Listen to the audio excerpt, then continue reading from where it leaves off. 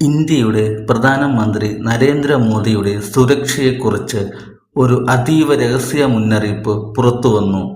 ദേശീയ സുരക്ഷാ സംവിധാനങ്ങൾ മുഴുവൻ ഇപ്പോൾ ഹൈ അലർട്ടിലാണ്.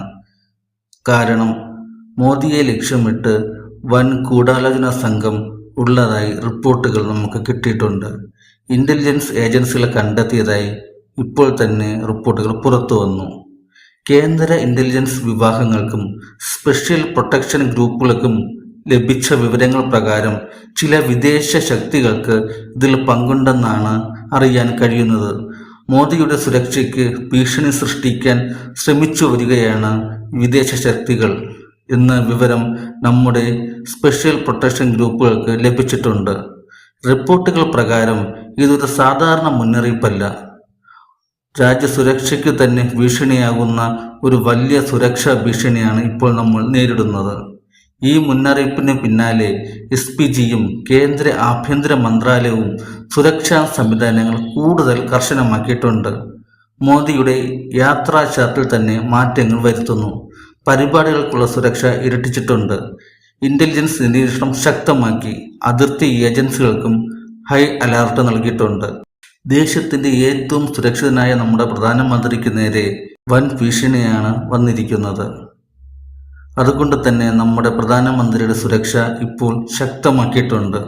US-ന്റെ ചാര സംഘടനയ്ക്ക് ഇതിൽ പങ്കുണ്ടെന്നാണ് ലഭിക്കുന്ന വിവരങ്ങൾ. ഈ ഗ്രൂപ്പുകൾക്ക് പിന്നിൽ ആരാണ്, ഏത് ഗ്രൂപ്പുകളാണ് ഇതിൽ കളിക്കുന്നത്? പക്ഷേ ഒരു കാര്യം വ്യക്തം, രാജ്യത്തെ തളർത്താൻ ശ്രമിക്കുന്ന വിദേശ ശക്തികളെ നമ്മൾ നേരിടുക തന്നെ ചെയ്യും. ഭീകരവാദവും വ്യാജ നരേറ്റുകളും രാഷ്ട്രീയ അസ്ഥിരതയും നമ്മുടെ രാജ്യത്ത് സൃഷ്ടിക്കാൻ ശ്രമിക്കുന്ന വിദേശ ശക്തികളെ നമ്മൾ നേരിടുക തന്നെ ചെയ്യും. സർക്കാരിൻ്റെ നിലപാട് വ്യക്തമാണ്. രാജ്യത്തിൻ്റെ സുരക്ഷയിലും പ്രധാനമന്ത്രിയുടെ സുരക്ഷയിലും സർക്കാരിൻ്റെ നിലപാട് വ്യക്തമാണ്. രാജ്യത്തിൻ്റെ സുരക്ഷയിലും പ്രധാനമന്ത്രിയുടെ സുരക്ഷയിലും ഒരു വിട്ടുവീഴ്ചയും നമ്മൾ ചെയ്യുകയില്ല.